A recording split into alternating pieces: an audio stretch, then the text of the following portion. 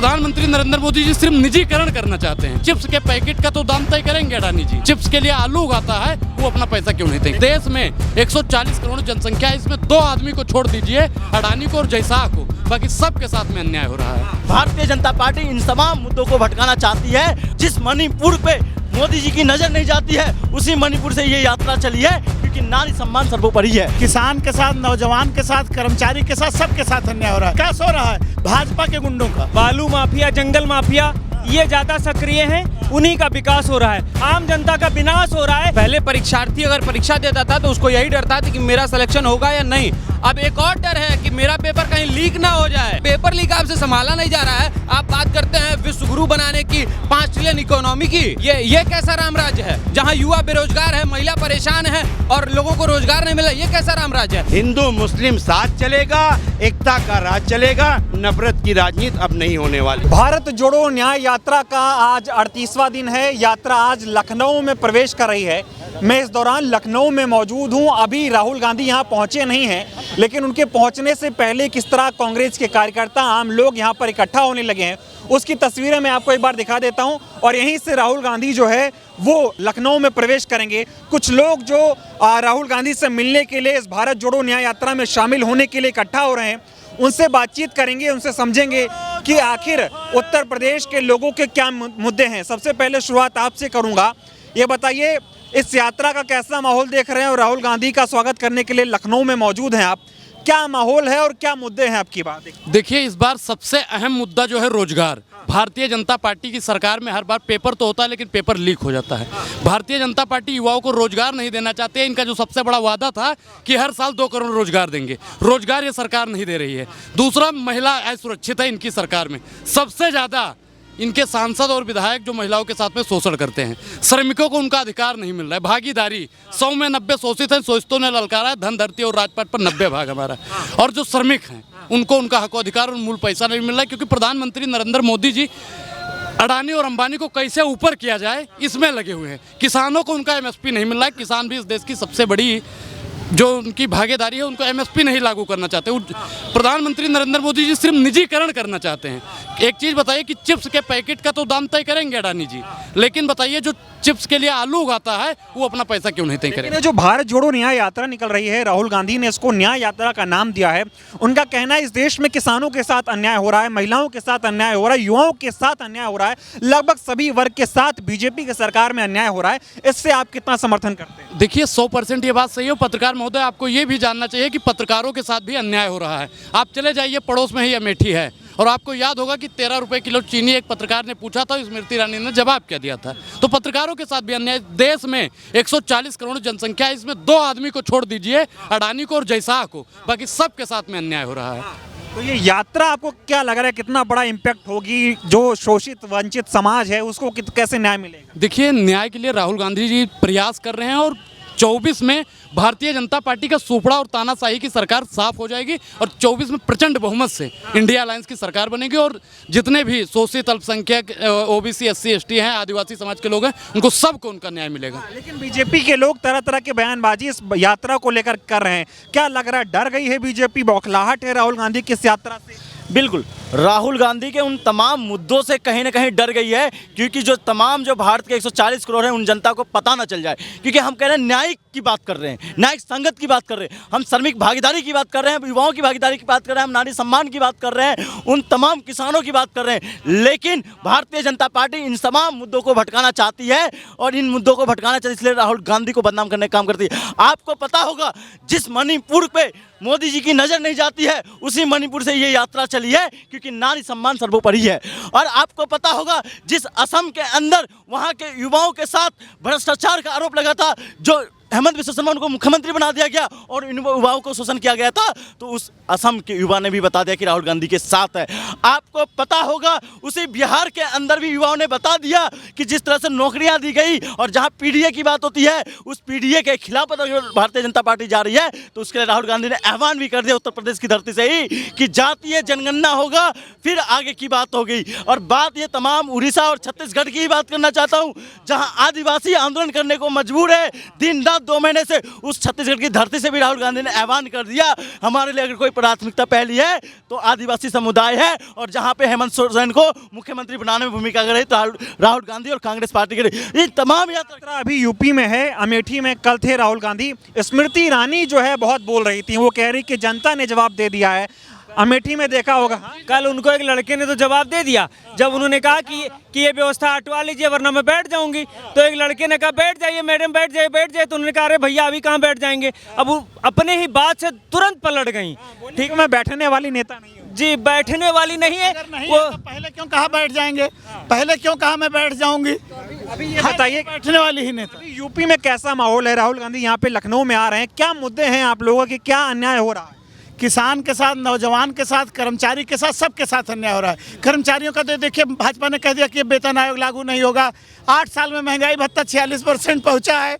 किसान का कहा तक आय दुगना कर देंगे तो उनके गन्ने का रेट 10 साल में 55 रुपया बढ़ा है, और यही यूपीए सरकार में 10 साल में 193 रुपया बढ़ा था। बाबा बोल रहे हैं यूपी में विकास हो रहा है। हाँ, विकास हो रहा है, भाजपा के गुंडों का, दूसरे दलों के लोगों का घर गिराया जा रहा है, और भाजपा के जो गुंडे हैं उनका विकास हो रहा है। लेकिन मुझे लगता है यूपी में अगर आए हैं, हाँ, बालू माफिया, जंगल माफिया ये ज्यादा सक्रिय हैं, उन्हीं का विकास हो रहा है, आम जनता का विनाश हो रहा है। ये बताइए 50,000 60,000 की भर्ती के लिए अगर 50 लाख लोग आवेदन करते हैं, हायर एजुकेशन लोग जो है आवेदन करते हैं, तो कितने बेरोजगारी हिंदुस्तान में होगी और आपके यूपी में होगी, सोच सकते हैं। तब भी पेपर लीक हो जाता है जी, पेपर हर पेपर इनका लीक हो जाता है, सरकार की आय हो जाती है। बाकी और सरकार की मंशा ही लीक कराने की है। सरकार की मंशा है ताकि भर्तियां करके तनख्वाह न देना पड़े और उनका 500-500 रुपया वसूल के 100-200 करोड़ इकट्ठा कर। कांग्रेस अगर आएगी, ठीक है, तो समरसता बढ़ेगी, लोगों के साथ न्याय होगा। अगर भाजपा आएगी तो केवल छुआछूत बढ़ेगा और केवल आडंबर बढ़ेगा, जात पात का जहर बढ़ेगा। छुआछूत करती है बिल्कुल, भाजपा का काम ही यही है कि लोगों को बरगलाना, नफरत जो है फैलाना, छुआछूत। उनको सोचिए, अखिलेश यादव जी जब मुख्यमंत्री से हटे तो उन्होंने उसको धोया मुख्यमंत्री आवास को। क्या अखिलेश यादव जी हिंदू नहीं थे? क्या राहुल गांधी जब कल जिस चौक पे दे रहे थे भाषण, उसको उन्होंने धुलवाया? आप बनारस में उनसे सोच पूछिए कि क्या वह राहुल गांधी हिंदू नहीं है? उनको हिंदुओं से नफरत है, उनको केवल और केवल सत्ता से लगाव है और सत्ता पाने चाहते हैं हिंदुओं को बरगला करके बस। बीजेपी को लग रहा है वो खुद हिंदूवादी हैं, वो खुद हिंदू हैं, बाकी कोई हिंदू नहीं। बिल्कुल साफ है। आप बताइए कि जब अखिलेश यादव जी मुख्यमंत्री पद से हटे तो कार्यालय को धुलवाया गया, राहुल गांधी जी बनारस में आए वहाँ पे धुलवाया गया, और आप बताइए अभी जल्दी में राम मंदिर का उद्घाटन हुआ, द्रौपदी मुर्मू जी वहाँ पे देखने को नहीं मिली, जैसा राहुल गांधी जी ने बताया। कोई किसान वहाँ पे नहीं था, वहाँ पे अडानी जी, अंबानी जी और ऐश्वर्या राय और अमिताभ बच्चन जी घूम रहे। अमिताभ बच्चन, ऐश्वर्या राय, फलाना धमाका, बड़े सेलिब्रिटी। आम जनता कहाँ थी? अभी यूपी में है, यूपी में आदित्यनाथ जी की, योगी जी की सरकार है। जब से उनकी सरकार आई है बुलडोजर को लेकर बड़ी चर्चा होती है। बुलडोजर कैसा चल रहा है, क्या क्यों चले, पहले ये बताइए।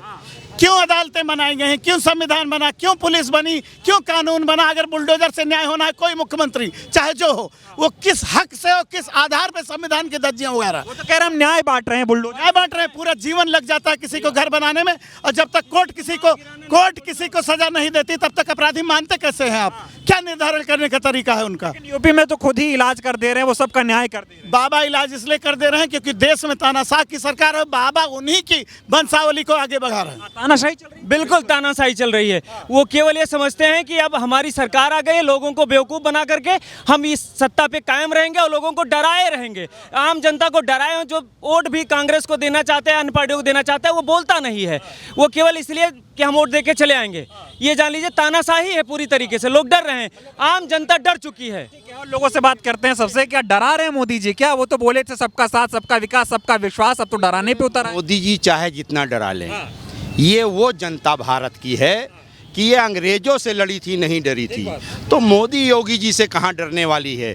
दूसरी बात, ये अगर बुलडोजर की बात करते हैं तो इस देश में कांग्रेस 70 साल थी। अगर कांग्रेस भी बुलडोजर से न्याय करने लगती तो मेरे ख्याल से एक भी भाजपाई यहाँ नहीं रहते, ना ही भाजपा की सरकार बनाने वाले लोग रहते। लेकिन कांग्रेस कभी नफरत की राजनीति नहीं किया, कांग्रेस ने सबकी बात किया है, सबका साथ, सबका विकास की बात किया। ये तो इनका नाम जो है सबका साथ सबका विकास, ये केवल एक सूत्रीय काम है। आज के डेट में आप देख लीजिए, जब 70 साल हो गया देश, 75 साल आज़ाद हुए, हमारे यहाँ बहुत बड़ी गरीबी थी जो अंग्रेजों से हमने खाली कराया।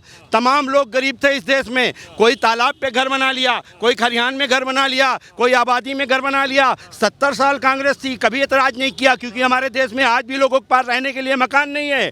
लेकिन ये धमका रहे हैं, डरा रहे हैं। तमाम लोग, बड़े बड़े नेताओं का घर गिराया जा रहा है, विपक्षी नेताओं का गिराया जा रहा है। इसीलिए कुछ कमज़ोर लोग जो हैं वो डरे हुए हैं। लेकिन जिस दिन अपने हथियार का इस्तेमाल करेंगे उस दिन ये भारतीय जनता पार्टी को ज़मीन नज़र नहीं आएगी। लेकिन यूपी में है, मैं कुछ और आखिरी सवाल पूछूंगा, यूपी में क्या मेन मुद्दे हैं जो सरकार गलत कर रही है, क्या अन्याय हो रहा है, और राहुल गांधी के साथ आप लोग इस यात्रा में क्यों जुड़ रहे हैं? देखिए, राहुल गांधी, ये जो न्याय यात्रा है वो इसी चीज़ के लिए है। जो अन्याय हो रहा है यूपी के लोगों के साथ, वही चीज़, वही काम के लिए हमारे नेता जननायक राहुल गांधी जी निकले हैं कि हम सबको साथ में लेके चलेंगे। हम सबकी, देखिए, एक तरफ नफ़रत की बात हो रही है, दूसरी तरफ हमारे नेता मोहब्बत की बात कर रहे हैं और अपने साथ सबको जोड़ के लेके चलने की बात कर रहे हैं। और ये लोग 80-20 की राजनीति कर रहे हैं। आपने देखा है कि अभी कुछ दिन पहले यही बाबा 80-20 की बात कर रहे थे, लेकिन हम लोग 80-20 की राजनीति नहीं करते हैं। हमारे लिए इस देश का हर एक आदमी, हर एक इंसान हमारे बिल्कुल सम्मान के बराबर है। इसलिए मेरे नेता का ये कहना है कि इस देश में हिंदू मुस्लिम साथ चलेगा, एकता का राज चलेगा, नफरत की राजनीति अब नहीं होने वाली। जी, नफरत की राजनीति यूपी में नहीं चलेगी। राहुल गांधी आए हैं, न्याय देंगे। बिल्कुल, हमारे माननीय राहुल जी आए हैं और न्याय दिलाने, लोगों को मोहब्बत दिलाने के लिए, मोहब्बत से जोड़ने के लिए, देश को जोड़ने के लिए, देश को एकता में लाने के लिए हमारे माननीय राहुल जी आए हुए हैं। और अब बिल्कुल नफरत की राजनीति नहीं चल सकती है। मतलब 24 में चुनाव भी हैं, यात्रा कितना इम्पैक्ट डालेगी, इसको कैसे देखते हैं? ये न्याय यात्रा 24 में हमें इतना इम्पैक्ट डालेगी कि इंडिया की सरकार बनने जा रही है, इंडिया गठबंधन की सरकार तो युवा हैं, युवाओं को तो योगी जी नौकरी बांट रहे हैं, न्याय दे रहे हैं ना युवाओं को, कि नहीं मिल रहा है न्याय? पूरा न्याय मिल रहा है, और इतना न्याय मिल रहा है कि पहले परीक्षार्थी अगर परीक्षा देता था तो उसको यही डर था कि मेरा सिलेक्शन होगा या नहीं। अब एक और डर है कि मेरा पेपर कहीं लीक ना हो जाए, तो ये बहुत बड़ा डर है। आज का समय ये है कि अगर कोई परिजन अपने बच्चों को इलाहाबाद भेजता है और 10,000 रुपया अगर महीना वो देता है, तो बाद में पता चला वो बच्चा अपने पिता माता से वादा करता है कि इस बार मेरा सिलेक्शन हो जाएगा, लेकिन बाद में क्या पता चलता है, वो पेपर दे करके आता है, परिजन को फ़ोन करता है कि मेरा पेपर बहुत बढ़िया हुआ है, इस बार मेरा सिलेक्शन होना ही होना है, और 5 मिनट के अंदर खबर चलती है कि यहाँ के दलालों ने बंदरबाट कर दिया है और उसके भविष्य के साथ खिलवाड़ किया है। योगी आदित्यनाथ की सरकार युवाओं को छलने का काम कर रही है। इस तरह से लोकतंत्र का हनन हो रहा है। बताइए, युवा बेरोजगार है और पेपर लीक आपसे संभाला नहीं जा रहा है। आप बात करते हैं विश्व गुरु बनाने की, 5 ट्रिलियन इकोनॉमी की।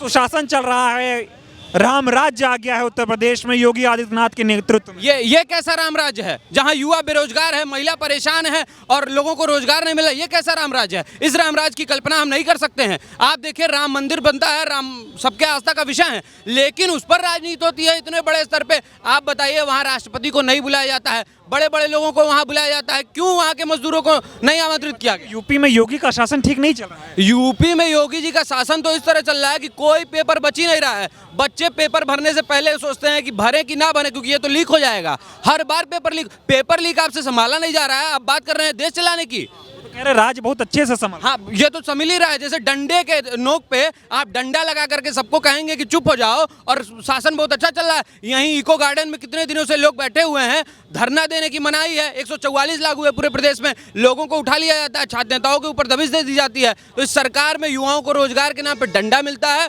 और पकौड़ा तलने की बात कही जाती है। तानाशाही कर रहे हैं, डरा रहे हैं, धमका इस तरह से ये हिटलर शाही है, तानाशाही है। आज के समय में, आने वाले समय में अगर 24 में इनकी सरकार बन गई तो ये भूल जाइए कि चुनाव ना होगा, और रोजगार तो भूल जाइए पूरी। अभी राहुल गांधी की इस न्याय यात्रा में जुड़ रहे हैं, अभी लखनऊ में आने वाले राहुल गांधी, कितनी उम्मीद है राहुल गांधी से आप? देखिए, मुझे माफ करेगा लेकिन मैं एक शब्द प्रयोग कर रहा हूं कि किसी राजनेता की इतनी हैसियत नहीं है कि वो राहुल गांधी जी की तरह सड़कों पर चले और आम जनभावनाओं की बातों को सुने। प्रधानमंत्री मन की बात करते हैं और राहुल गांधी लोगों के मन की बात सुनते हैं, तो ये बहुत बड़ा अंतर है। अपने मन की बात थोपना लोगों पे और लोगों की बात सुनना। आज देखिए, वो सड़कों पे चल रहे हैं, लखनऊ जैसे तमाम तमाम प्रदेश की सड़कों पे चल रहे हैं, लोगों की बातों को सुन रहे हैं, समझ रहे हैं, उनकी दर्द पीड़ा से रूबरू हो रहे हैं। इलाहाबाद जैसे शहर में युवाओं की रोजगार की समस्याओं को सुन रहे हैं, तो बेरोजगारी जैसे तमाम मुद्दों को वो समझ रहे हैं और महिलाओं के ऊपर जो उत्पीड़न हो रहा है उसको भी वो देख रहे हैं। तो आने वाले समय में बहुत बड़ा परिवर्तन आप देखिए ना, राहुल गांधी के ऊपर इतना बड़ा व्हाट्सएप यूनिवर्सिटी चला करके और फेक बना करके उसके बाद सड़कों पर देखिए कितनी भीड़ है।